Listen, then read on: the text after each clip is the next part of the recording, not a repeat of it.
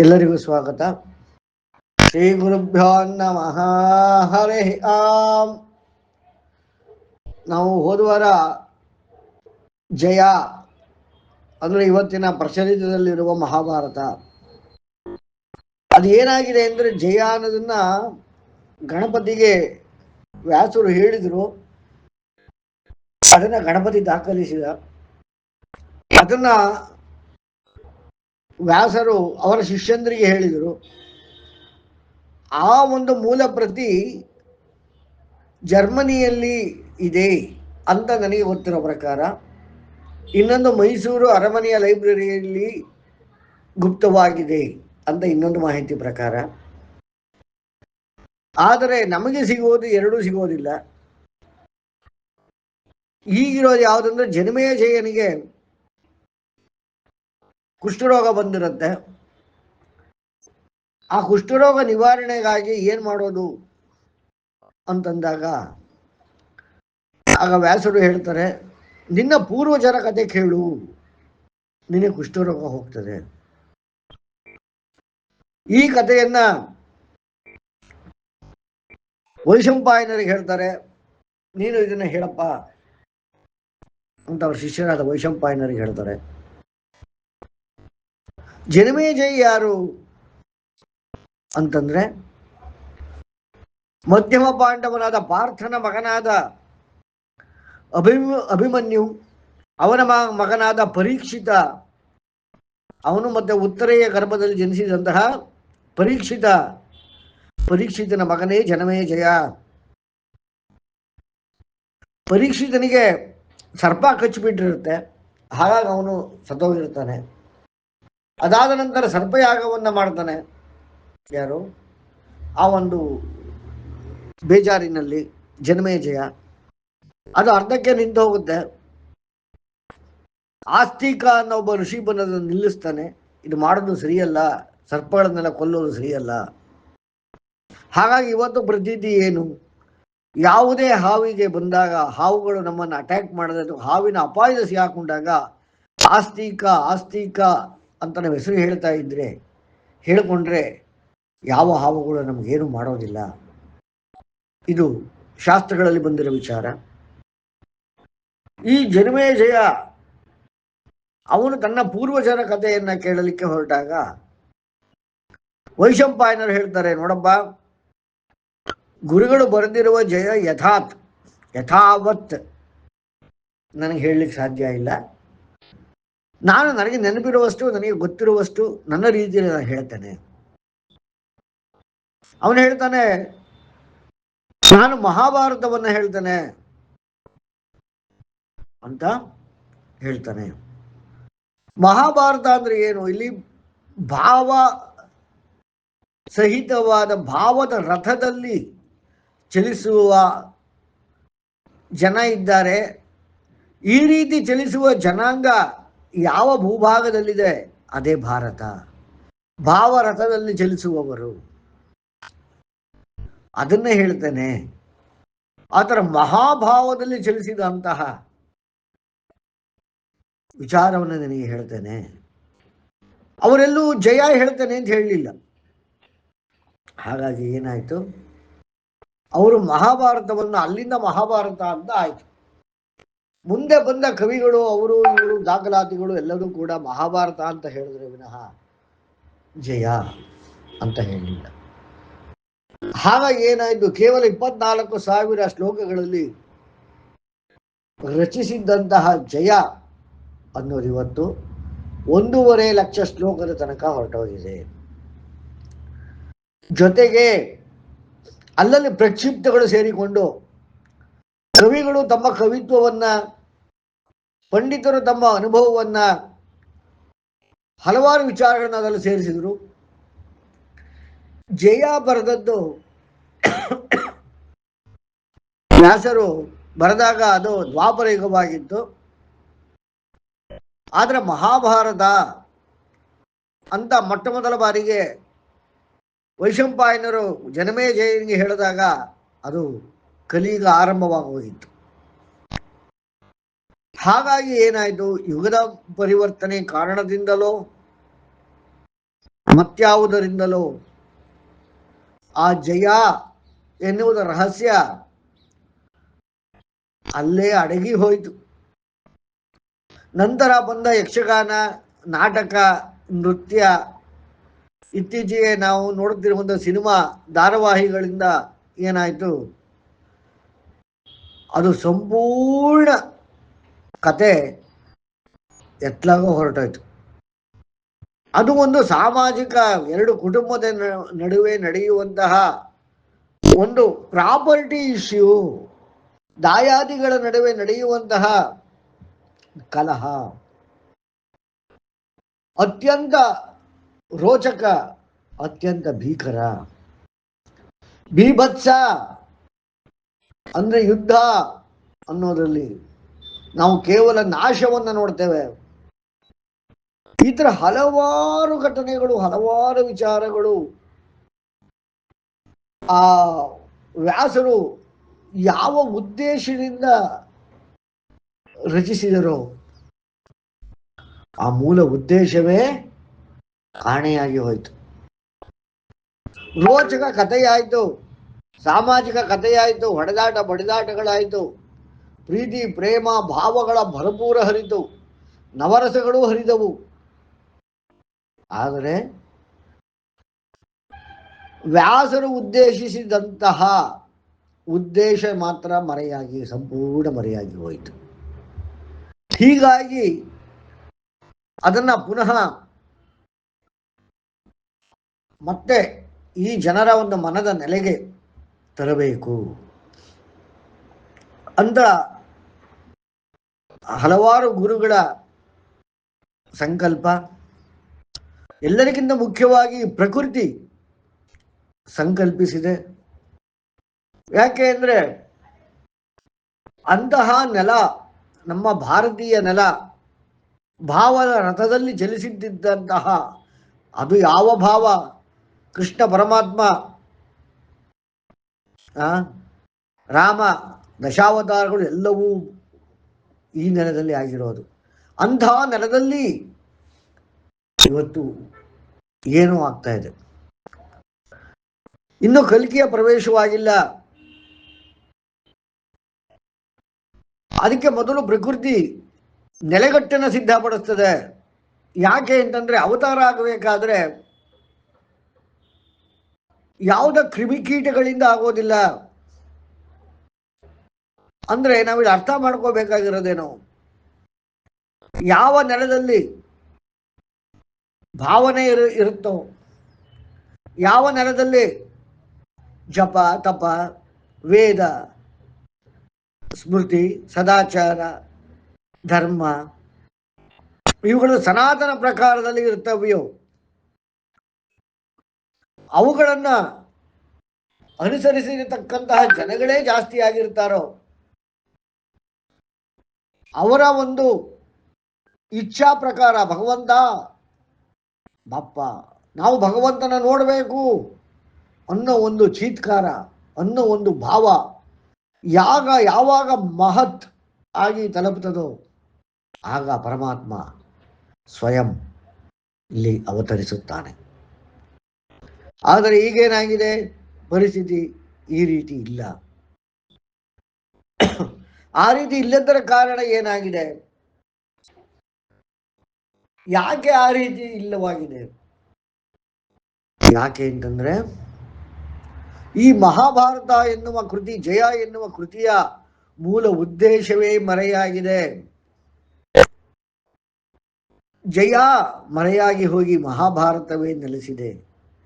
ಮಹಾಭಾರತದಲ್ಲಿ ಪುನಃ ಅದು ಏನೇನೋ ಆಗೋಗಿ ತನ್ನ ಮೂಲ ಉದ್ದೇಶವನ್ನು ಕಳ್ಕೊಂಡ್ಬಿಟ್ಟಿದೆ. ಹಾಗಾಗಿ ಪ್ರಕೃತಿ ಈಗ ಮತ್ತೆ ಎಚ್ಚೆತ್ತುಕೊಳ್ತಾ ಇದೆ. ಅದರ ಅರ್ಥಗಳನ್ನ ಹಲವಾರು ಜನರಿಗೆ, ಯಾರು ಸಾಧನೆ ಮಾಡ್ತಾರೆ ಅವರಿಗೆ ಸ್ಫುರಣೆಯಾಗುವಂತೆ ಮಾಡ್ತಾ ಇದೆ. ಆ ಸ್ಫುರಣೆಯ ಮುಖಾಂತರ ಆ ಮಹಾಭಾರತ ದೊರಕುತ್ತಿರುವಂತಹ ಕಥೆಯಲ್ಲೇ ವ್ಯಾಸರ ಉದ್ದೇಶ ಏನು ಅನ್ನುವುದರ ಅರ್ಥವನ್ನು ಮಾಡಿಕೊಳ್ಳುವಂತಹ ಒಂದು ಪ್ರಯತ್ನವನ್ನ ಮಾಡುತ್ತಿರುವಂತಹ ಜನರಿಗೆ ಅಂತಃಸ್ಫುರಣೆ ಆಗ್ತಾ ಇದೆ. ಜ್ಞಾನೋದಯಗಳು ಅಲ್ಲಲ್ಲಿ ಅಲ್ಲಲ್ಲಿ ಅಲ್ಲಲ್ಲಿ ಅಲ್ಲಲ್ಲಿ ನಡೀತಾ ಇದೆ. ಅಂದ್ರೆ ಒಟ್ಟಾರೆ ಏನಾಗ್ತಾ ಇದೆ, ವ್ಯಾಸರ ಜಯ ಎಂಬ ಗ್ರಂಥದ ಅನಾವರಣವಾಗ್ತಾ ಇದೆ. ಜರ್ಮನಿಯಲ್ಲಿ ಇದೆ ಅಂತ ಹೇಳ್ತಾರೆ, ಮೈಸೂರು ಅರಮನೆಯಲ್ಲಿ ಇದೆ ಅಂತ ಹೇಳ್ತಾರೆ. ಇದಕ್ಕೆ ನಾನು ಹೇಳ್ತಿರೋದು ಇನ್ನೊಂದು ಕಾರಣ ಅಂದರೆ, ಓರಿಯೆಂಟಲ್ ಲೈಬ್ರರಿ ಅಂತ ಸುಮಾರು ಒಂದು 50 ವರ್ಷಗಳ ಕಾಲ ನಾನೇನು ಹೇಳ್ತಾ ಇದ್ದೀನಿ ಇದನ್ನು ತರಲಿಕ್ಕೆ ಬಹಳ ಪ್ರಯತ್ನ ಮಾಡಿದ್ರು. ಆದರೆ ಅವರು ಒಂದು 75,000 ಶ್ಲೋಕದ ತನಕ ತಂದು ನಿಲ್ಲಿಸ್ಕೊಂಡ್ರು. ಆದರೆ ಒರಿಜಿನಲ್ 24 ತರಲಿಕ್ಕೆ ಆಗಲಿಲ್ಲ. ಮತ್ತೆ ಅವರು ಕೂಡ ಹೇಳಿದ್ರು ಇನ್ನು ಆಗೋದಿಲ್ಲ ಅಂತ ಹೇಳಿದ್ರು. ಅದನ್ನೆಲ್ಲ ಗಮನಿಸಿದಾಗ ನಮಗೆ ಗೊತ್ತಾಗೋದೇನು ಅಂದ್ರೆ, ಇದು ಮಂತ್ರಗಳ ಅನುಷ್ಠಾನ, ಋಗ್ವೇದ ಕಿಲಮಂತ್ರಗಳ ಅನುಷ್ಠಾನ, ವೇದಾಂಗ ಮತ್ತು ಮುಖ್ಯವಾಗಿ ಮೀಮಾಂಸಾ, ಉತ್ತರ ಮೀಮಾಂಸಾ, ಪೂರ್ವ ಮೀಮಾಂಸಾ, ಶಿಕ್ಷಾ, ವ್ಯಾಕರಣ, ಛಂದಸ್ಸು, ನ್ಯಾಯ, ಇತರ ಇವುಗಳನ್ನೆಲ್ಲ ನಾವು ಅಧ್ಯಯನ ಮಾಡಿ ಅನುಷ್ಠಾನಕ್ಕೆ ಕೂತಾಗ ಆಗ ವ್ಯಾಸರ ಅಂತರಂಗದ ಪ್ರಪಂಚ ನಮಗೆ ತೆಗೆದುಕೊಳ್ತದೆ. ಆ ರೀತಿ ತೆರೆದುಕೊಂಡಾಗ ನಮಗೆ ಆ ಮಹಾಭಾರತ ಮತ್ತೆ ಅದರ ಹೃದಯ ಭಾಗವಾದ ಭಗವದ್ಗೀತೆ ಅದು ನಮಗೆ ತೆರೆದುಕೊಳ್ಳುತ್ತದೆ. ಆ ಭಾಗವನ್ನೇ ನಾನು ಪುಸ್ತಕ ರೂಪದಲ್ಲಿ ಬರೆದಿದ್ದೇನೆ, ಮತ್ತೆ ಪ್ರಾಕ್ಟಿಕಲ್ ರೂಪದಲ್ಲಿ ಅದನ್ನು ತಂದಿದ್ದೇನೆ, ಅನುಷ್ಠಾನ ರೂಪದಲ್ಲಿ ತಂದಿದ್ದೇನೆ. ಯಾರು ಭಗವದ್ಗೀತೆಯನ್ನು ಸರಿಯಾಗಿ ಅರಿತುಕೊಂಡು ಮುಂದಕ್ಕೆ ಹೋಗ್ತಾರೆ, ಅನುಷ್ಠಾನ ಮಾಡ್ತಾರೆ, ಅವ್ರಿಗೆ ಇಡೀ ಮಹಾಭಾರತ ಗೋಚರವಾಗ್ತದೆ. ಅಂದ್ರೆ ಮಹಾಭಾರತ ಅಂದ್ರೆ ಏನು, ಜಯ ಅಂದ್ರೆ ಏನು, ಹಿಂದೆ ನಡೆದದ್ದು, ಅದು ರಚಿತವಾದ ಸಮಯದಲ್ಲಿ ನಡೀತಾ ಇದ್ದದ್ದು, ಮತ್ತೆ ಮುಂದೆ ನಡೆಯುವಂಥದ್ದು, ಮುಖ್ಯವಾಗಿ ಈಗ ನಮ್ಮ ಕಲಿಗಾಲದಲ್ಲಿ ನಡೆಯುವಂಥದ್ದು, ಇದನ್ನ ನಾವು ತಿಳ್ಕೋಬಹುದಾಗಿದೆ. ವ್ಯಾಸರು ಹೇಳೋ ಪ್ರಕಾರ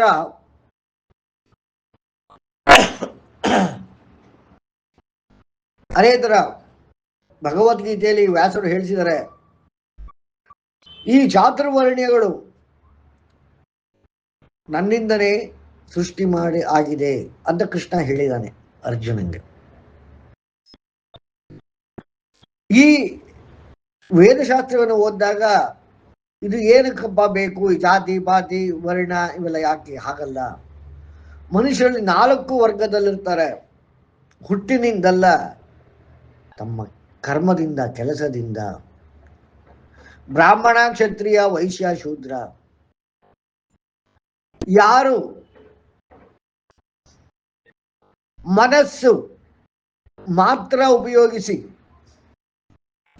ಬುದ್ಧಿ ಚಿತ್ತಗಳನ್ನ ನಿಯಂತ್ರಿಸದೆ ಕೇವಲ ಮನಸ್ಸಿನಿಂದ ಕೆಲಸ ಮಾಡುವವರು ಶೂದ್ರರು. ಶ್ರೂಯತೆ ದ್ರಾವಯಿತಿ ಅಂದ್ರೆ ಎಲ್ಲಿ ಆರ್ತನಾದ ಕೇಳ್ತದೋ ಅಲ್ಲಿ ಹೋಗಿ ಅವರ ಸೇವೆಯನ್ನ ಯಾವುದೇ ಪ್ರತಿಫಲ ಅಪೇಕ್ಷೆಯಂತೆ ಮಾಡುವಂತಹ ಮನೋಭಾವವನ್ನ ಉಳ್ಳವರು ಶೂದ್ರರು. ಶೂದ್ರ ಆದ್ರೆ ನೀಚ ಅಲ್ಲ. 5ನೇ ವರ್ಗ ಇದೆ ಚಂಡಾಲ, ಅದಲ್ಲ ನಾನು ಹೇಳ್ತಾ ಇರೋದು, ಅದು ನೀಚ. ಶೂದ್ರ ಅಂದ್ರೆ ನೀಚ ಅಲ್ಲ, ಅತ್ಯಂತ ಒಂದು ಶ್ರೇಷ್ಠ ಮನೋಭಾವ.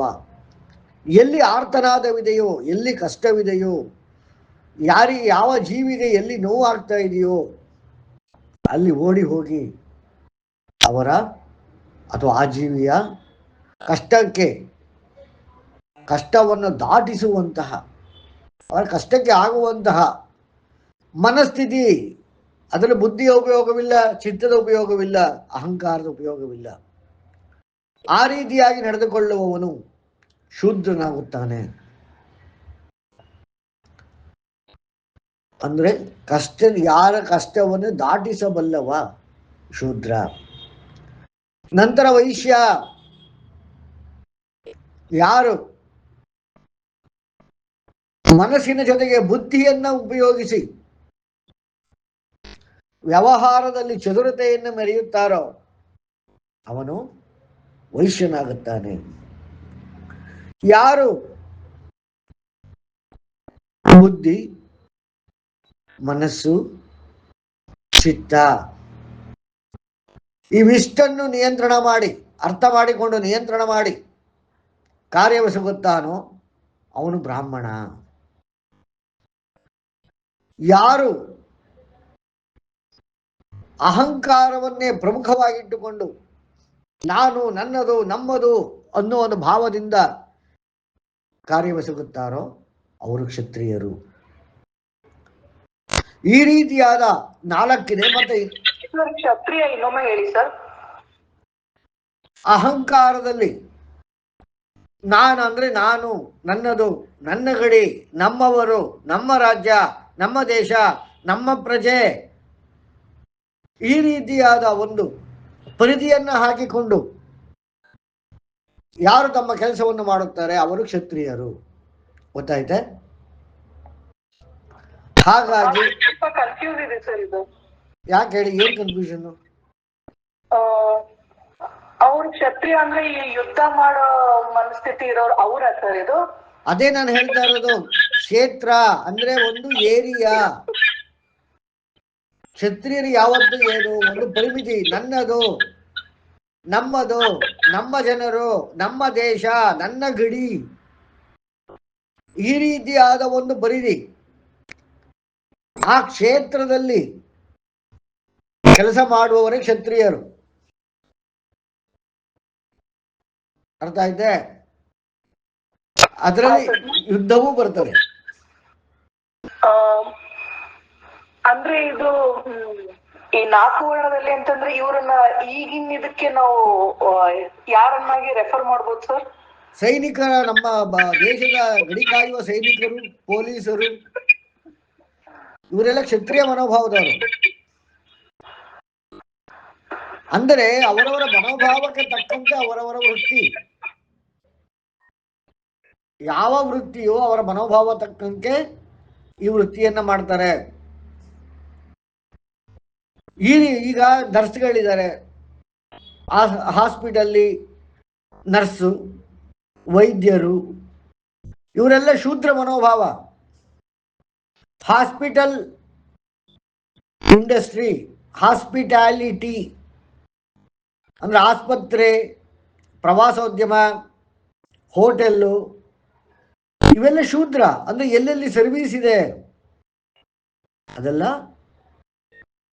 ಶೂದ್ರ ಮನೋಭಾವವಿರುವಂತಹ ವ್ಯಕ್ತಿಗಳು ಆ ವೃತ್ತಿಯನ್ನ ಮಾಡ್ತಾರೆ. ಬ್ರಾಹ್ಮಣ ಮನೋಭಾವವಿರುವವರು ಸಂಶೋಧನೆ, ಈ ರೀತಿ ವೃತ್ತಿಯನ್ನ ಮಾಡ್ತಾರೆ, ಪಾಠ ಪ್ರವಚನಗಳನ್ನ ಮಾಡ್ತಾರೆ. ಕ್ಷತ್ರಿಯ ಮನೋವೃತ್ತಿ ಉಳ್ಳವರು ಪೊಲೀಸು, ಡಿಫೆನ್ಸು, ಈ ರೀತಿಯಾಗಿ ಕೆಲಸಗಳನ್ನ ಮಾಡ್ತಾರೆ. ಇನ್ನು ವ್ಯಾಪಾರ ಮನೋಭಾವ ಉಳ್ಳವರು ಅಂದ್ರೆ ವೈಶ್ಯರು ವ್ಯಾಪಾರಗಳನ್ನ ಮಾಡ್ತಾರೆ. ಅಂದ್ರೆ ಯಾವ ಜಾತಿಯಿಂದ ಬಂದವರು ಅಂತಲ್ಲ. ಈ ನಾಲ್ಕು ರೀತಿಯಲ್ಲಿ ಇರತಕ್ಕಂತಹ ಅನಾಗರಿಕ ಜನವೂ ಇದ್ದಾರೆ. ನಮ್ಮ ಭಾರತೀಯ ವೇದ ಸಂಸ್ಕೃತಿಯಲ್ಲಿ ನಾಗರಿಕ ಪ್ಲಸ್ ಅನಾಗರಿಕ, ಈ ನಾಲ್ಕು ಜನ ನಾಗರಿಕರಾದರೆ ಚಂಡಾಲ, ಅನಾಗರಿಕ, ಅಂದ್ರೆ ನಾಲ್ಕು ಮನಸ್ಥಿತಿಯಲ್ಲಿ ಒಂದನ್ನು ಹೊಂದದೆ ಅಡ್ಡಾದಿಡ್ಡಿ ಜೀವನ ಮಾಡುವವರು ಚಾಂಡಾಲ, ಅದು ಅನಾಗರಿಕ. ಅವರಿಗೂ ಕೂಡ ವೇದದಲ್ಲಿ ಸ್ಥಾನವಿದೆ. ಈ ರೀತಿಯಾಗಿ ನಾಗರಿಕ ಜನಕ್ಕೆ ವೇದಾಭ್ಯಾಸವಿದೆ, ಅನಾಗರಿಕ ಒಬ್ಬನನ್ನು ಹೊರತುಪಡಿಸಿ. ನಾಲ್ಕು ರೀತಿಯ ನಾಗರಿಕರಿಗೂ ವೇದವನ್ನು ಅಭ್ಯಾಸ ಮಾಡುವಂತಹ ಅವಕಾಶ ಖಂಡಿತ ಇದೆ. ಇವತ್ತು ಸಾಮಾಜಿಕ ಕೂಗಿದೆ, ದಲಿತರಿಗೆ ಏನು ಆ ವಿದ್ಯೆ ಅವಕಾಶ ಕೊಡಲಿಲ್ಲ ಅಂತಂತ. ಆದರೆ ವಾಲ್ಮೀಕಿ ರಚಿಸಿದ್ದು ಆದಿಕಾವ್ಯ ರಾಮಾಯಣ. ಅಂತಹ ಕವಿಶ್ರೇಷ್ಠನುಂಟೆ? ವಿದ್ಯಾಭ್ಯಾಸ ಕೊಡದಲ್ಲೇ ಆ ರೀತಿ ಕವಿತ್ವ ಬರಲಿಕ್ಕೆ ಸಾಧ್ಯವೇ? ರಚನೆ ಮಾಡಲಿಕ್ಕೆ ಸಾಧ್ಯವೇ? ಈ ರೀತಿ ಯೋಚನೆ ಮಾಡಿದಾಗ ಗೊತ್ತಾಗ್ತದೆ, ವ್ಯಾಸರು ತಂದೆ ಋಷಿಯಾದರೆ ತಾಯಿ ಮತ್ಸ್ಯಕನ್ಯೆ, ಅಂದ್ರೆ ಮೀನುಗಾರು, ಮೀನನ್ನು ಹಿಡಿದು ಜೀವನ ಮಾಡುವಂತಹ ಜನಾಂಗದವಳು. ಅವರು ರಚಿಸಿದ್ದಲ್ಲವೇ ಜಯ? ಇರಲಿ, ಈ ರೀತಿ ಕೃಷ್ಣನ ಬಾಯಲ್ಲಿ ಹೇಳಿಸಿ ಈ ಜಯದ ಉದ್ದೇಶ ಏನು?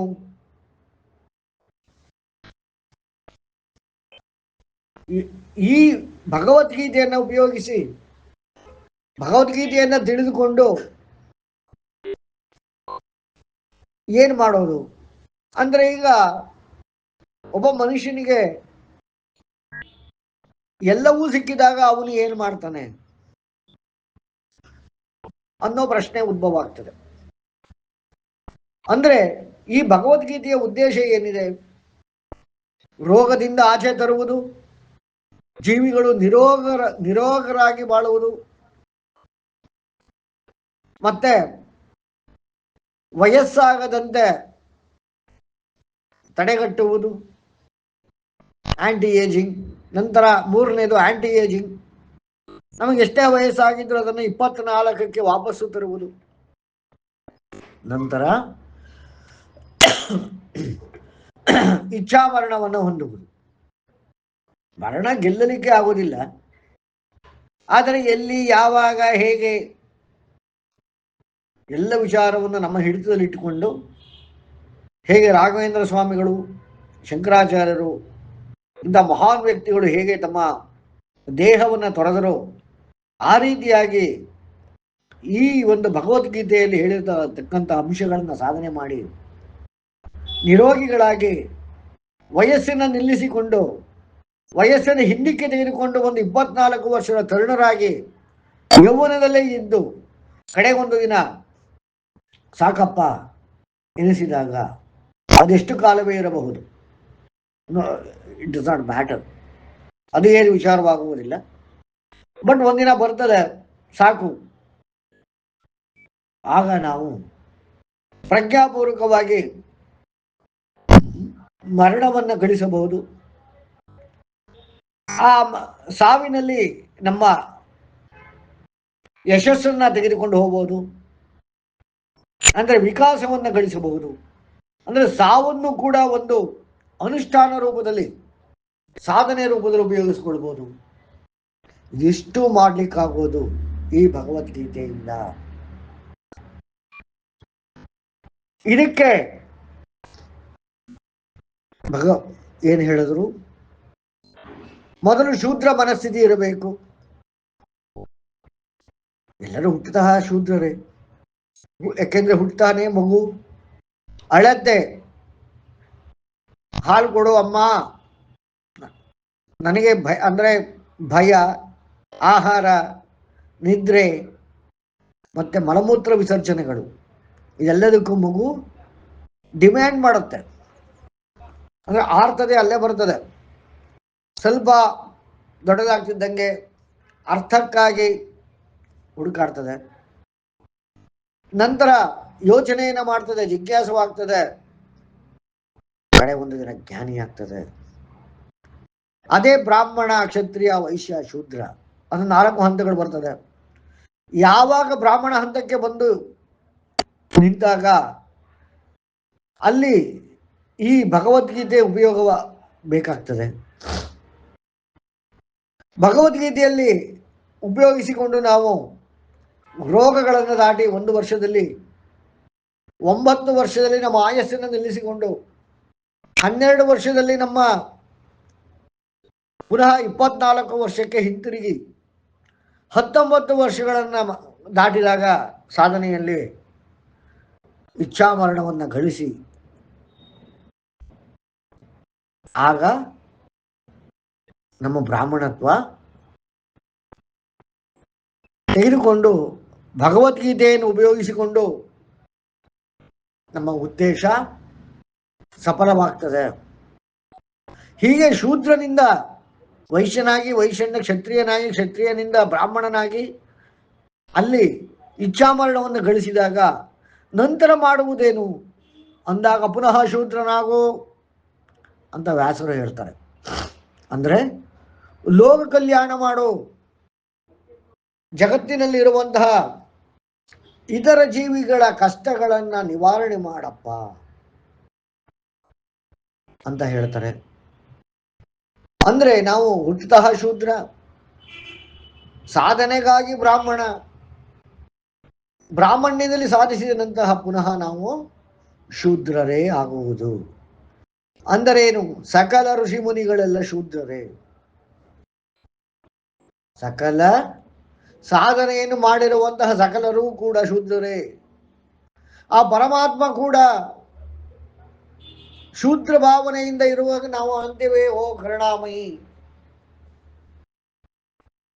ಭಕ್ತ ಕುಂಬಾರನ ಮನೆಗೆ ಬಂದು ಪಾಂಡುರಂಗ ಕೆಲಸ ಮಾಡ್ಕೊಂಡಿದ್ದ, ಅದು ಶೂದ್ರತೆ ಅಲ್ಲವೇ?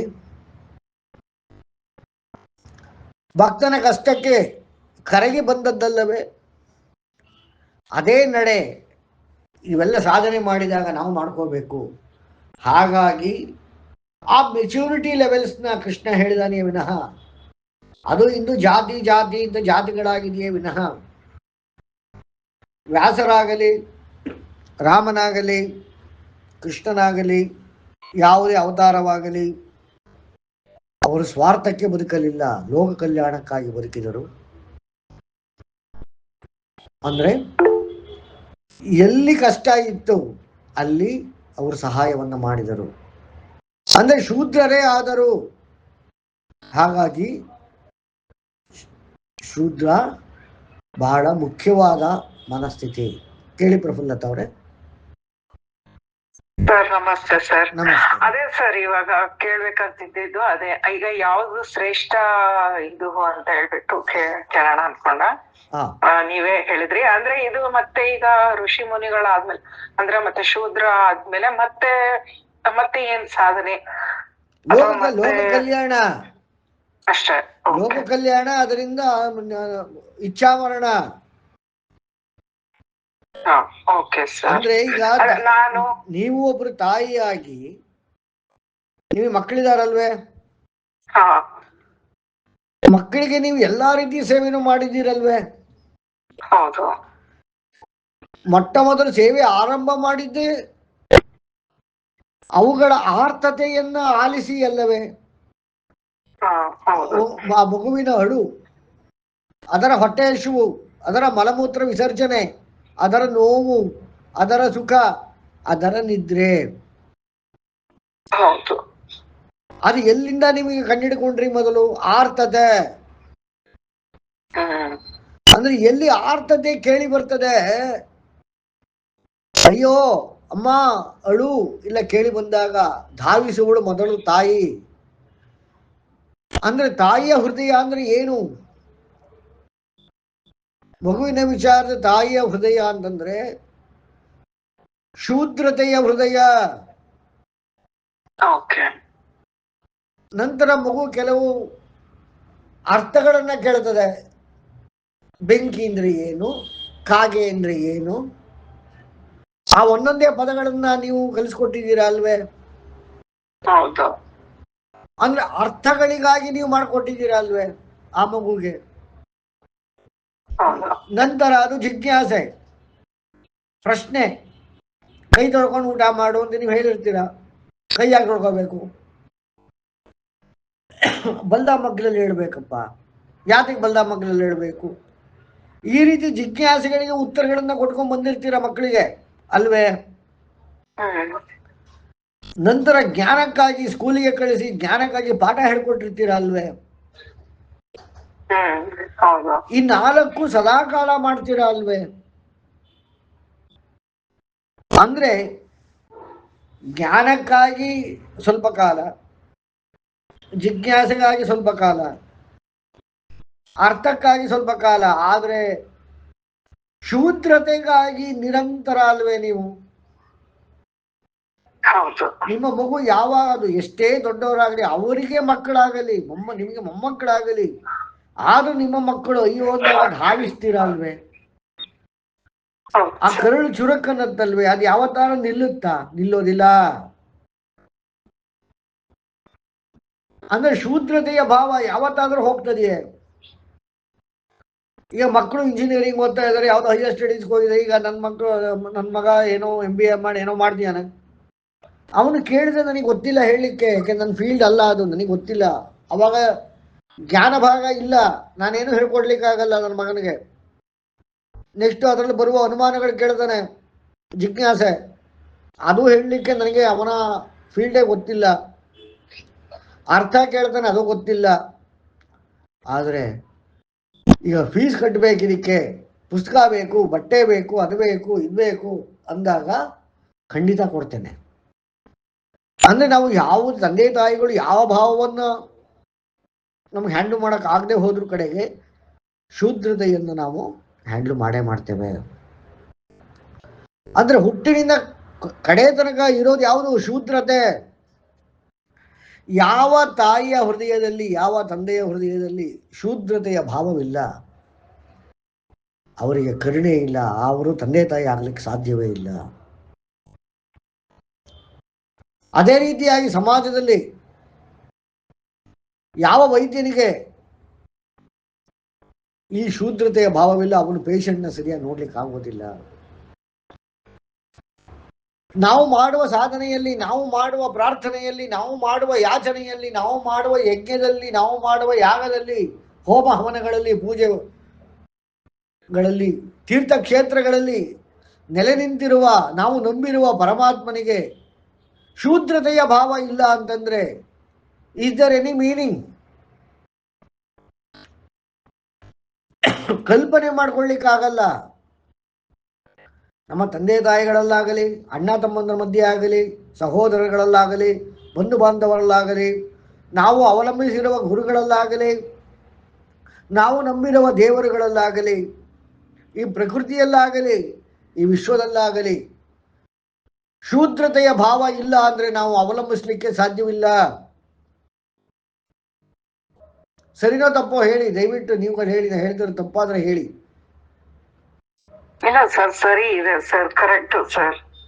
ನಾವು ನಂಬಿಕೊಂಡಿರುವ ಅಪ್ಪ ಅಮ್ಮನಲ್ಲಿ, ನಾವು ನಂಬಿಕೊಂಡಿರುವ ಇದುವರೆಗೆ ಹೇಳಿದ ಎಲ್ಲ ವಿಚಾರಗಳಲ್ಲಿ ವ್ಯಾಪಾರತ್ವ ಇಲ್ಲದಿರಬಹುದು, ಕ್ಷಾತ್ರತೆ ಇಲ್ಲದಿರಬಹುದು, ಬ್ರಾಹ್ಮಣತ್ವ ಇಲ್ಲದಿರಬಹುದು. ಆದರೆ ನಾವು ಎಕ್ಸ್ಪೆಕ್ಟ್ ಮಾಡೋದು ಮಿನಿಮಮ್ ಏನು? ಶೂದ್ರತೆ. ಮೇಲಿನ 3 ಭಾವಗಳು ಇರಬಹುದು, ಇಲ್ಲದಿರಬಹುದು. ಇದ್ದರೆ ಸಂತೋಷ, ಆದರೆ ಒಂದಂತೂ ಇರಲೇಬೇಕಲ್ವೇ ನಮಗೆ? ಗಂಡ ಹೆಂಡಿರ ಮಧ್ಯೆ, ತಂದೆ ಮಕ್ಕಳ ಮಧ್ಯೆ, ತಾಯಿ ಮಕ್ಕಳ ಮಧ್ಯೆ, ಇಬ್ಬರು ಪ್ರೇಮಿಗಳ ನಡುವೆ ಶೂದ್ರತೆಯ ಭಾವ ಬೇಕೇ ಬೇಕು. ಅಂದ್ರೆ ಜಗತ್ತು ನಡೀತಿರುವುದು, ಪರಮಾತ್ಮ ನಡ್ಕೋತಾ ಇರೋದು, ನಾವು ಮಾಡುವ ಪೂಜೆ ಪುನಸ್ಕಾರಗಳು, ವೇದ ಎಲ್ಲ ಪ್ರತಿಯೊಂದು ಕೂಡ ಏನರ್ಥ? ಶೂದ್ರತೆಯ ಭಾವದ ಭರವಸೆಯಿಂದ. ಶೂದ್ರ ಭಾವ ಎಲ್ಲಿದೆ ಅಲ್ಲಿ ಮಾತ್ರ ನಮಗೆ ರೆಸ್ಪಾನ್ಸ್ ಸಿಗ್ತದೆ, ನಾವು ಕೇಳಿದ್ದಕ್ಕೆ ಸ್ಪಂದನೆ ಸಿಗ್ತದೆ. ಹಾಗಾಗಿ ಮಹಾಭಾರತವನ್ನ ಅಂದ್ರೆ ಜಯವನ್ನ, ಅದರಲ್ಲಿನ ಭಗವದ್ಗೀತೆಯನ್ನು ರಚಿಸಿದಂತಹ ಶ್ರೀ ವ್ಯಾಸ ಗುರುಗಳು, ತಂದೆ ಬ್ರಾಹ್ಮಣ, ಅತ್ಯುಚ್ಚ ಬ್ರಾಹ್ಮಣನಾದ ಪರಾಶರ, ತಾಯಿ ಶೂದ್ರಳಾದ ಮತ್ಸ್ಯಗಂಧಿ. ಹಾಗಾಗಿ ಅವರು ಅತ್ಯುನ್ನತವಾದ ಜ್ಞಾನವನ್ನ ನಮಗಾಗಿ ಬರೆದಿಟ್ಟರು, ನಮಗಾಗಿ ರಿಸರ್ಚ್ ಮಾಡಿದರು. ಇಡೀ ಜೀವಮಾನ ಅದಕ್ಕಾಗಿ ಮುಡಿಬಿಟ್ಟರು. ಯಾಕೆ? ತಂದೆ ಬ್ರಾಹ್ಮಣನಾದರೆ ತಾಯಿ ಶೂದ್ರರು. ಅವಳು ಬೋಟನ್ನು ನಡೆಸ್ತಾ ಇದ್ಲು, ಹಾಯಿ. ಈ ದಡದಿಂದ ಆ ದಡಕ್ಕೆ, ಆ ದಡದಿಂದ ಈ ದಡಕ್ಕೆ ಪ್ರಯಾಣಿಕರನ್ನ ಸಾಗಣೆ ಮಾಡ್ತಿದ್ಲು. ಅದರ ಜೀವನೋಪಾಯ ಮಾಡೋಳು ಸತ್ಯವತಿ, ಅವಳ ತಾಯಿಯೇ ಸತ್ಯವತಿ. ಅಂದ್ರೆ ಅವಳು ಮಾಡ್ತಿದ್ದೇನು ಸೇವೆ. ಅಂತಹ ತಾಯಿಗೆ ನಿರಂತರ ತಪಸ್ಸಿನಲ್ಲಿ ಅಡಗಿದ್ದಂಥ ಪರಾಶರ ಎಂಬ ಮಹಾನ್ ಬ್ರಾಹ್ಮಣನ ತಂದೆಯಾಗಿ ಪಡೆದ. ಹಾಗಾಗಿ ಇಂತಹ ಜ್ಞಾನ, ಆದರೆ ಆ ಜ್ಞಾನದ ಉಪಯೋಗ ಸೇವಾ ಮನೋಭಾವ. ಹಾಗಾಗಿ ವ್ಯಾಸರು ಏನು ಹೇಳ್ತಾರೆ, ಋಷಿಗಳು ಏನು ಹೇಳ್ತಾರೆ, ನಮ್ಮ ವೇದ ಏನು ಹೇಳ್ತದೆ, ಹುಟ್ಟುತ್ತಾನೆ ಶೂದ್ರ, ನಂತರ ವಿಕಾಸಗೊಂಡುಕೊಂಡು ಬ್ರಾಹ್ಮಣ, ಬ್ರಾಹ್ಮಣನಲ್ಲಿ ಸಾಧನೆ ಸಾಧಿಸಿದ ನಂತರ ಲೋಕ ಕಲ್ಯಾಣ, ಅಂದ್ರೆ ಕಷ್ಟಕ್ಕಾಗಿ ಮತ್ತೊಬ್ಬರ ಜೀವಿಯ, ನಮಗೆ ನಾವು ರೋಗದಿಂದ ಆಚೆ ಬಂದ್ವಿ ಇಂದ ಮಾತ್ರಕ್ಕೆ ಮುಗಿಲಿಲ್ಲ, ಮತ್ತೊಂದು ರೋಗಿಷ್ಠರನ್ನ ನಾವು ನೋಡ್ಕೋಬೇಕು, ಮತ್ತೊಂದು ರೋಗಿಷ್ಠ ಕಷ್ಟ ಇರೋ ನಾವು ನೋಡ್ಕೋಬೇಕು. ಅಂದ್ರೆ ಶೂದ್ರ ಮನೋಭಾವವನ್ನ ಮತ್ತೆ ಶೂದ್ರತೆಗೆ ವಾಪಸ್ ಬರುವುದು. ತಪಸ್ಸು ಮಾಡಿದಂತ ವಾಲ್ಮೀಕಿ ಕೇಳಿ ಕೀರ್ತಿಯವರೇ. ಸರ್, ಅಂದ್ರೆ ಪ್ರತಿಯೊಂದು ಸೋಲ್ ಪರ್ಪಸ್ ಇದೇ ಆಗಿರುತ್ತೆ ಹಾಗಿದ್ರೆ. ಸೋಲ್ ಅಲ್ಲ, ಜಗತ್ತು, ಪ್ರಪಂಚ, ವಿಶ್ವ, ಮೂರು ವಿಚಾರ ಇದೆ. ಏನಂದ್ರೆ ವಿಶ್ವ ಅಂದ್ರೆ ಏನು, ಪ್ರಪಂಚ ಅಂದ್ರೆ ಏನು, ಜಗತ್ತಂದ್ರೇನು ಹೇಳಿ. ಪ್ರಪಂಚ ಅಂದ್ರೆ ಪಂಚಭೂತಗಳಿಂದ ಕೂಡಿರೋದು ಪ್ರಪಂಚ ಅಂತ ಅನ್ಕೊಳ್ತೀನಿ ಸರ್. ಓಕೆ. ವಿಶ್ವ ಅನ್ನೋದು ಅದೇ ಯೂನಿವರ್ಸ್, ಮೀನಿಂಗ್ ಅಷ್ಟು ಸರಿಯಾಗಿ ಗೊತ್ತಿಲ್ಲ. ಜಗತ್ತು, ಜಗತ್ತು ಅಂದ್ರೆ ಜಗತ್ತು ಪ್ಲಸ್ ಏನೋ ಹೇಳಿದ್ರಿ ಸರ್, ಮತ್ತೋಗಿದೆ. ವಿಶ್ವ ಅಂತಂದ್ರೆ ಸ್ವತಂತ್ರ, ಯಾವುದು ಹೇಗೆ ವ್ಯಕ್ತ ಆಗಬೇಕು ಎನ್ನುವ ಸ್ವತಂತ್ರವನ್ನ ಕೊಡುವಂತಹದ್ದು ವಿಶ್ವ. ಹಾಗೆ ವ್ಯಕ್ತಗೊಂಡಂತಹ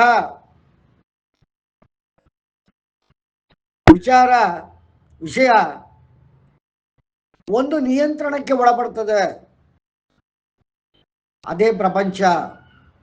ಪಂಚಭೂತಗಳ ನಿಯಂತ್ರಣದಲ್ಲಿ ಸೃಷ್ಟಿಯಾಗ್ತದೆ. ಅಂದ್ರೆ ಒಂದು ಪಂಚಭೂತಗಳ ನಿಯಂತ್ರಣದಲ್ಲಿ, ಅಂದ್ರೆ ಸ್ವತಂತ್ರದಲ್ಲಿ ವ್ಯಕ್ತತೆಯನ್ನು ತೆಗೆದುಕೊಂಡಂತಹ ಒಂದು ಇಚ್ಛೆ, ಅದು ಒಂದು ನಿಯಂತ್ರಣಕ್ಕೆ ಒಳಪಡ್ತದೆ. ನಂತರ ಅದು ಒಂದು ಗತಿಗಾಗಿ ಜನ್ಮ ತಾಳ್ತದೆ. ಅಂದ್ರೆ ಒಂದು ಇಚ್ಛೆ ತನ್ನನ್ನು ತಾನು ಏನಾಗಿ ವ್ಯಕ್ತಗೊಳಿಸಿಕೊಳ್ಳಬೇಕು ಎನ್ನುವ ಆಯ್ಕೆಯ ಸ್ವಾತಂತ್ರ್ಯವೇ ವಿಶ್ವ. ಅದರಲ್ಲಿ ವ್ಯಕ್ತಗೊಳ್ಳೋದಕ್ಕೆ ಬೇಕಾಗಿರುವ ರಾ ಮೆಟೀರಿಯಲ್ ಈಸ್ ಪಂಚಭೂತಗಳು, ಆರ್ ಪಂಚಭೂತಾಸ್, 5 ಭೂತಗಳು, ಪೃಥ್ವಿ ಆಪ ತೇಜೋ ವಾಯುರಾಕಾಶ. ಅವುಗಳ ಸಹಾಯದಿಂದ ಜನನ, ಯಾತಕ್ಕೆ, ಗತಿಗಾಗಿ. ನೀವು ಪ್ರಶ್ನೆ ಏನ್ ಕೇಳಿದ್ರಿ ಹೇಳಿ. ಅಂದ್ರೆ ಪ್ರತಿಯೊಂದು ಮನುಷ್ಯನ ಹುಟ್ಟೋದೇ ಲೋಕ ಕಲ್ಯಾಣ, ಅಂದ್ರೆ ಒಂದ್ ಸರ್ವಿಸ್ ಕೊಡೋದಕ್ಕೆ, ಅಂದ್ರೆ ಅಲ್ಟಿಮೇಟ್ ಗೋಲ್ ಈಸ್ ಸರ್ವಿಸ್. ಅಲ್ಲ, ಗತಿ. ನಾನು ಮುಂದುವರಿಯಬೇಕು, ನಾನು ಜ್ಞಾನಿಯಾಗಬೇಕು, ನಾನು ತಿಳಿದುಕೊಳ್ಳಬೇಕು ಎನ್ನುವುದೇ ಇಚ್ಛೆ. ಆ ತಿಳಿದುಕೊಳ್ಳುವಿಕೆ ಅನ್ನೋದು ಕೇವಲ ತಪಸ್ಸಲ್ಲ, ಗತಿಗಾಗಿ. ಏಕೆಂದ್ರೆ ಜಗತ್ತಿನಲ್ಲಿ ಜನಿಸಿದಾಗ ಆ ಪಂಚಭೂತ ಅಂದ್ರೆ ಒಟ್ಟು ದೇವಋಣ, ಪಿತೃಋಣ, ಋಷಿ ಋಣ, ಕರ್ಮ ಮತ್ತೆ ಋಣಗಳ ಸಹಾಯದಿಂದ ಜನಿಸಿರ್ತೀವಿ. ಇವುಗಳನ್ನು ನಾವು ಸರಿ ಮಾಡಿಕೊಂಡು ಜ್ಞಾನ ತಗೊಂಡು ಹೋಗ್ತೇವೆ, ವಿಕಾಸ. ಆ ವಿಕಾಸ ಅದಕ್ಕೆ ಕೊಡಬೇಕಾಗಿರೋ ಫೀಸ್ ಈಸ್ ಲೋಕ ಕಲ್ಯಾಣ. ಯಾಕೆ ಅಂತಂದ್ರೆ ನಾನು ಹುಟ್ಟಿರೋದು ಕೂಡ ನನಗೆ ಮೊದಲು ಅವಕಾಶ ಕೊಟ್ಟಿದ್ದು ವಿಶ್ವ, ವ್ಯಕ್ತಪಡಿಸಲಿಕ್ಕೆ ಸಹಾಯ ಮಾಡಿದ್ದು ಪಂಚಭೂತ, ವ್ಯಕ್ತಗೊಂಡು ಮುಂದಕ್ಕೆ ಹೋಗೋದಕ್ಕೆ ಅನುಕೂಲ ಮಾಡಿಕೊಡ್ತಿರುವುದು ಜಗತ್ತು. ಇವುಗಳ ಇಷ್ಟೆಲ್ಲ ಮಾಡಿಕೊಟ್ಟಿರ್ಬೇಕಾದ್ರೆ ಈ ಮೂರು ವ್ಯವಸ್ಥೆ ಹಾಗೇ ಇರಬೇಕು.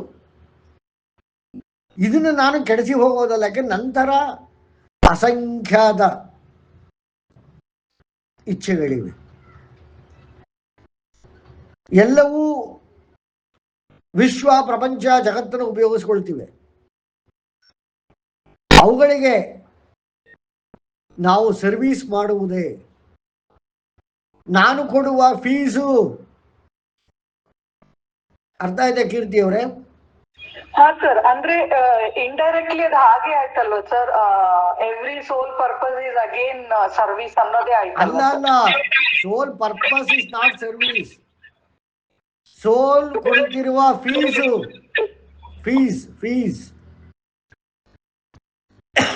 ನಾವು ಕೊಡುವ ಫೀಸು. ಹಾ ಸರ್, ಬಟ್ ಅಂದ್ರೆ ಅದು ಇಲ್ಲಿಗೆ ಬರುತ್ತಲ್ವಾ ಸರ್?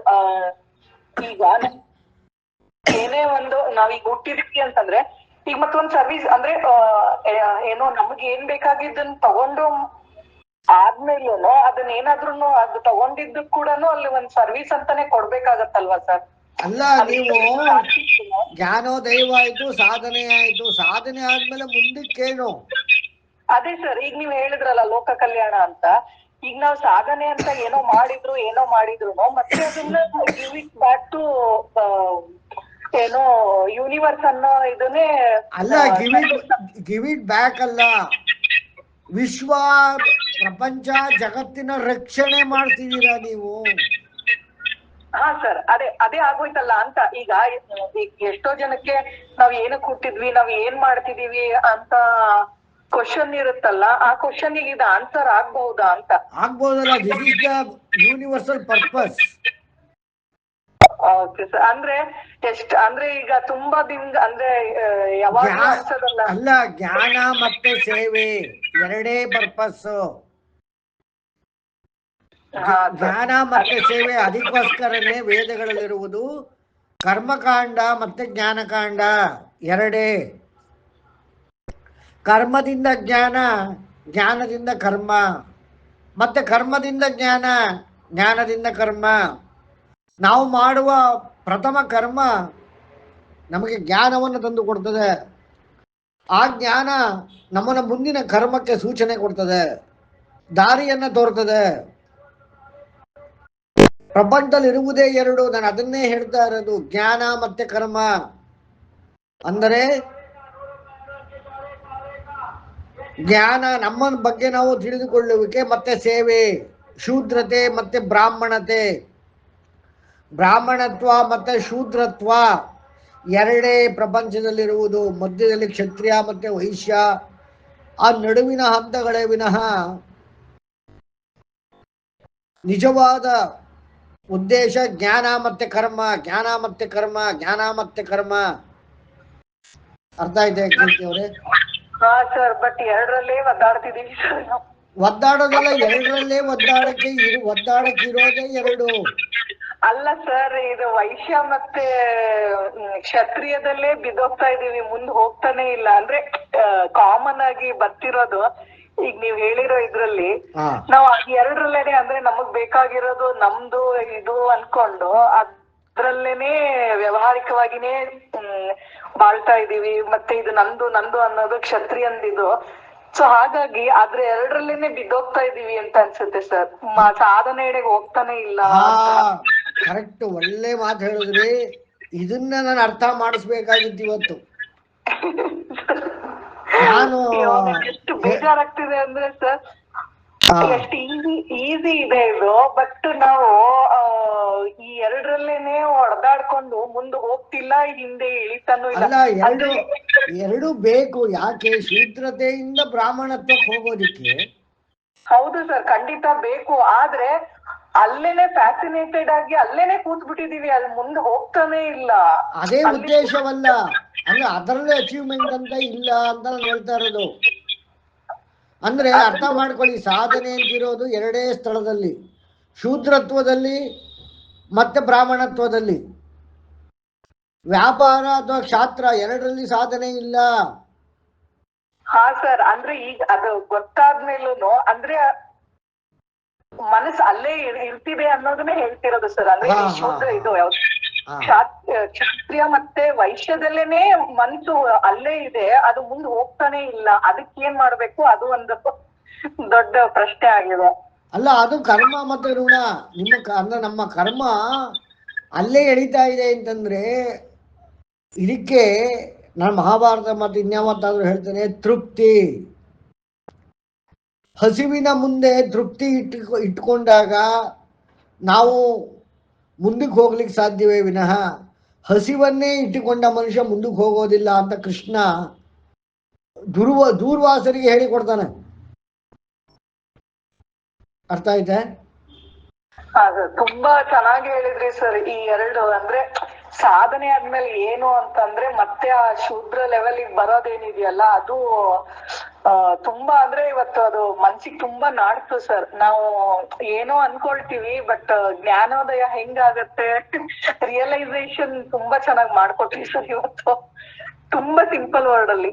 ಹೌದು, ಯಾಕೆಂದ್ರೆ ಇಲ್ಲಿ ಕೃಷ್ಣ ಈ 4 ವರ್ಣಗಳು ನನ್ನ ಸೃಷ್ಟಿ ಅಂತ ಹೇಳಿದ್ರು ಕೂಡ ಆ ನಮ್ಮ ದೇಶದಲ್ಲಿ ಕೋಲಾಹಲ ಏನು? ಇವತ್ತು ಭಾರತದಲ್ಲಿ ಜಾತಿ ಜಾತಿ ಜಾತಿ ಜಾತಿ ಜಾತಿ ಜಾತಿ ಅಂತ ಸಾಯ್ತಾರೆ ಅಂತ ಎಲ್ಲರೂ ನಮ್ಮನ್ನು ಆಡ್ಕೋತಾರೆ. ಅದು ಜಾತಿ ಅಲ್ಲ, ವರ್ಣ. ಅಂತಹ ಎಲ್ಲರೂ ಛೇಡಿಸುವಂತಹ, ಇವತ್ತು ಬ್ರಾಹ್ಮಣ, ನಾನು ಬ್ರಾಹ್ಮಣ ಅಂತ ಹೇಳ್ಕೊಳ್ಳಿಕ್ಕೆ ಹಿಂಜರಿತಾ ಇದ್ದಾನೆ. ದಲಿತ ಅಂತ ಹೇಳಲಿಕ್ಕೆ ಹಿಂಜರಿತಾ ಇದ್ದಾನೆ. ಆದ್ರೆ ಅವೆರಡೇ ಅತ್ಯುತ್ತಮವಾದ ವರ್ಣಗಳು. ಅಂದ್ರೆ ಅದು ಮನಸ್ಥಿತಿಗಳು, ನಾವು ಮಾಡುವ ವೃತ್ತಿಗಳು, ನಮ್ಮಲ್ಲಿರುವ ಪ್ರವೃತ್ತಿಗಳು. ಈ ಮಾನಸಿಕ ಪ್ರವೃತ್ತಿಗಳನ್ನ ಕೃಷ್ಣ ಹೇಳ್ತಿದ್ದಾನೆ ವಿನಃ ಕೃಷ್ಣ ಯಾವ ಕಾರಣಕ್ಕೂ ಜಾತಿ ಸೃಷ್ಟಿ ಮಾಡಿ ರಾಜಕೀಯ ಮಾಡಲಿಲ್ಲ ಅನ್ನೋದನ್ನ ನಾವು ಇವತ್ತು ಸರಿಯಾಗಿ ಅರ್ಥ ಮಾಡ್ಕೋಬೇಕಾಗಿದೆ. ವೇದಗಳು ಜಾತಿಯನ್ನ ಸೃಷ್ಟಿ ಮಾಡಲಿಲ್ಲ. ಹಾಗಾಗಿ ವೇದಗಳಿಗೆ ಬಹಿಷ್ಕಾರ ಹಾಕಿ ಈ ಮಾತನ್ನು ನಾನು ಕೇಳಪಟ್ಟಿದ್ದೇನೆ. ಅದು ಅರ್ಥವಾಗದೆ ಆಡುತ್ತಿರುವ ಮಾತು. ಇವತ್ತು ನನ್ನ ಈ ವಿಚಾರವನ್ನ ಯಾರು ಎಲ್ಲ ಕೇಳ್ತಿದ್ದೀರಾ ಅಥವಾ ಮುಂದೆ ಕೇಳ್ತೀರಾ, ಅವರೆಲ್ಲರೂ ಅರ್ಥ ಮಾಡ್ಕೋಬೇಕಾಗಿರೋದು ಶ್ರೇಷ್ಠತೆ ಕನಿಷ್ಠತೆ ಅಂತ ಇಲ್ಲ. ಅಂದ್ರೆ ಶೂದ್ರ ಅಂದ್ರೆ ಕನಿಷ್ಠ, ಬ್ರಾಹ್ಮಣ ಅಂದ್ರೆ ಶ್ರೇಷ್ಠ, ಕ್ಷತ್ರಿಯ ವೈಶ್ಯ ಅಂದ್ರೆ ಮಧ್ಯಮ, ಆ ರೀತಿ ಅಲ್ಲ. ಎರಡೇ ಕ್ಯಾಟಗರಿ, ನಾಗರಿಕ ಅನಾಗರಿಕ. ಅನಾಗರಿಕದಲ್ಲಿ ಚಾಂಡಾಲ, ನಾಗರಿಕತೆಯಲ್ಲಿ 4 ಮನಸ್ಥಿತಿಗಳು ನಾಗರಿಕತೆಗಳೇ. ಇದರಲ್ಲಿ ಶ್ರೇಷ್ಠತಮ ಅಂತ ಯಾವುದೂ ಇಲ್ಲ, ಕನಿಷ್ಠ ಅಂತನೂ ಯಾವುದೂ ಇಲ್ಲ.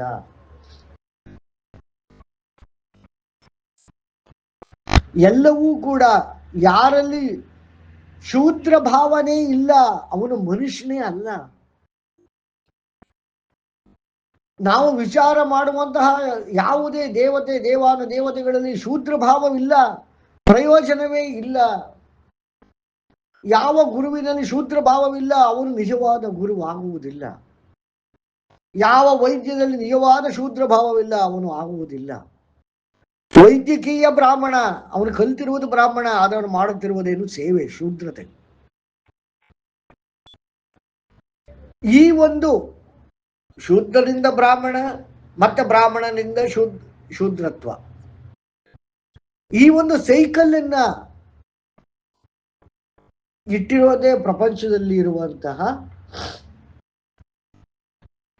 ವಿಶ್ವದಲ್ಲಿರುವಂತಹ ಪ್ರಪಂಚ, ಪ್ರಪಂಚದಲ್ಲಿ ಇರುವಂತಹ ಜಗತ್ತು, ಜಗತ್ತಿನಲ್ಲಿರುವಂತಹ ನಮ್ಮಂತಹ ಜೀವಿಗಳ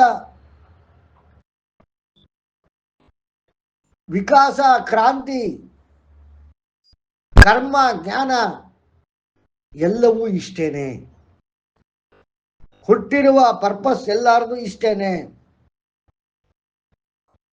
ಜ್ಞಾನ ಪಡೆದ ನಂತರ ಸಾಧನೆ, ಸಾಧನೆ ಆದ ನಂತರ ಮತ್ತೆ ಸೇವೆ. ಹೇಳಿ ಕೀರ್ತಿ ಸರ್, ಈಗ ಒಂದ್ ದೊಡ್ಡ ಲೈಫ್ ಪರ್ಪಸ್ ಏನು ಅನ್ನೋದೇ ಒಂದ್ ದೊಡ್ಡ ಕ್ವಶನ್ ಆಗ್ಬಿಟ್ಟಿದೆ. ಇದು ಒಂಥರ ಫ್ಯಾಷನ್ ಆಗ್ಬಿಟ್ಟಿದೆ ಸರ್ ಇವಾಗ ಇದು. ಅಂದ್ರೆ ಯಾರ್ ಕೇಳಿದ್ರು ನಾನ್ ಯಾರು ಅಂತ ಒಂದು ಅಂದ್ರೆ ನಾನ್ ಯಾರು, ಮತ್ತೆ ನನ್ಗೆ ನನ್ ಲೈಫ್ ಪರ್ಪಸ್ ಏನು ಅಂತ ಒಂದು ಆ ಕ್ವಶನ್ ಬರದೇ ಒಂದ್ ಫ್ಯಾಷನ್ ಆಗ್ಬಿಟ್ಟಿದೆ ಸರ್. ಆ ಪ್ರಶ್ನೆಗೆ ಉತ್ತರ ಸಿಗುವುದು ಜ್ಞಾನ, ಕರ್ಮ, ಶೂದ್ರ ಬ್ರಾಹ್ಮಣನಿಂದ ಮಾತ್ರ ಅಲ್ಲ ಸರ್. ಇದು ಆಕಾಶಿಕ್ ರೆಕಾರ್ಡ್ ಅಂತಾಗ್ಲಿ, ಸೋಲ್ ಜರ್ನಿ ಅಂತಾಗ್ಲಿ, ಈಗ ಏನೇನೋ ಹೊಸದಾಗಿ ಕ್ಲಾಸಸ್ ಅಥವಾ ಈ ಕಾನ್ಸೆಪ್ಟ್ಸ್ ಎಲ್ಲ ಬಂದಿದೆಯಲ್ಲ ಸರ್, ಇದು ತುಂಬಾ ಇದ್ರಲ್ಲೇ ಹೋಗ್ತಾ ಇದೆ. ಅಂದ್ರೆ ಲೈಫ್ ಪರ್ಪಸ್ ಏನು, ನಾನು ಯಾಕೆ ಹುಟ್ಟು ಬಂದೆ, ನಂದು ಹಿಂದಿನ ಜನ್ಮದಲ್ಲಿ ನಾನು ಏನ್ ಮಾಡಿದೆ ಅಂತ ಇದ್ರಲ್ಲಿ ನಾನು ಅದನ್ನ ಅನ್ಭವಿಸ್ತಾ ಇದ್ದೀನಿ. ಸೊ ಇಷ್ಟೇ ಗೊತ್ತಾಗ್ಬಿಟ್ರೆ ಸರ್, ನಾನ್ ಏನ್ ಮಾಡಿದ್ನೋ ಏನ್ ಬಿಟ್ಟಿದ್ನೋ ಈಗ ಇದನ್ನ ಮಾಡಿದ್ರೆ ಸಾಕು ಅನ್ನೋದು ತಿಳ್ಕೊಳ್ಳೋದಿದೆಯಲ್ಲ, ಅದನ್ನೇ ವೇದದಲ್ಲಿ ಹೇಳ್ತಾ ಇರೋದು. ಅಲ್ಟಿಮೇಟ್ ಅನ್ಸ್ಬಿಡುತ್ತೆ ಸರ್. ಇದು ನಮ್ಗೆ ಅಲ್ಟಿಮೇಟ್ ಆನ್ಸರ್. ಈಗ ನಾನು ಹೇಳ್ತಿರೋದೇನು ಅಂದ್ರೆ, ಏನಾಗಿತ್ತು ಏನ್ ತಲೆ ಕೆಡಿಸ್ಕೋಬೇಡಿ. ಈಗ ನಮ್ಮ ಕೈಯಲ್ಲಿ ಏನ್ ನಾವು ಇಟ್ಕೋಬೇಕು, ಕಷ್ಟಕ್ಕೆ ಒಬ್ಬರಿಗೆ ಸಹಾಯ ಮಾಡುವಂಥದ್ದು, ಮತ್ತೆ ಜ್ಞಾನದ ಕಡೆಗೆ ಚಲಿಸುವಂಥದ್ದು. ಮಾಡುವ ಕರ್ಮ ಇಷ್ಟೇ, ಸೇವೆ. ಅದರಿಂದ ಜ್ಞಾನಾರ್ಜನೆ, ಜ್ಞಾನಾರ್ಜನೆಯಿಂದ ಸೇವೆ, ಸೇವೆಯಿಂದ ಜ್ಞಾನಾರ್ಜನೆ. ಈ ಸಾಧನೆಯನ್ನು ಮಾಡಿಕೊಂಡು ಹೋಗೋಣ.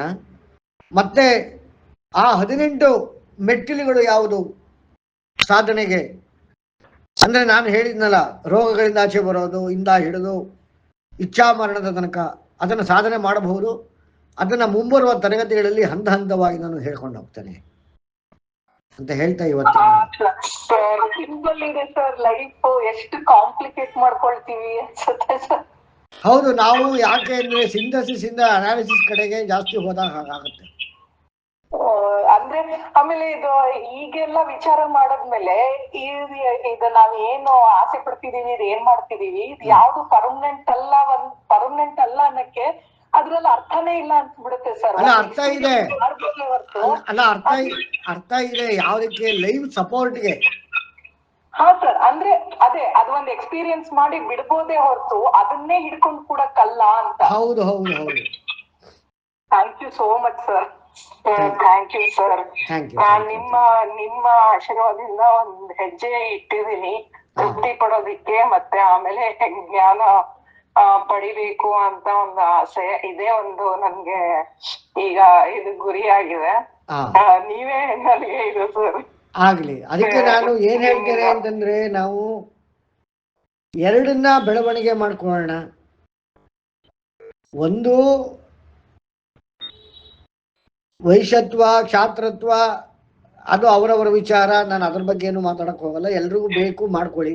ಆದರೆ ನಾನು ಗಮನ ಕೊಡಬೇಕಾಗಿರೋದು, ನಾವು ಮತ್ತೊಂದು ಜೀವಿಗೆ ಸ್ಪಂದಿಸ್ತಿದ್ದೀವ, ಪ್ರಕೃತಿಗೆ ಸ್ಪಂದಿಸ್ತಿದ್ದೀವ, ಆ ಭಾವವನ್ನು ನಾವು ಗಮನವಿಟ್ಟು ನೋಡಿ ಅದರಲ್ಲಿ ಜ್ಞಾನವನ್ನು ಜಾಸ್ತಿ ಮಾಡ್ಕೊತಾ ಹೋಗೋಣ.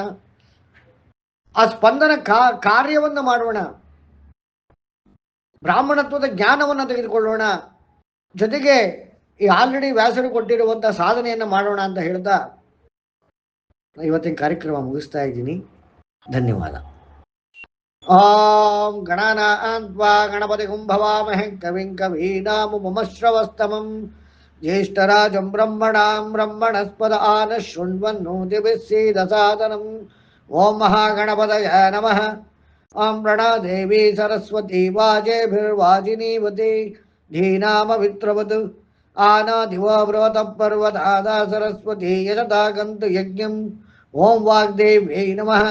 ओं गुरुब्रह्मा गुरुर्विष्णु गुरुदेवो महेश्वरः गुरुसाक्षात् परब्रह्म तस्मै श्री गुरवे नमः।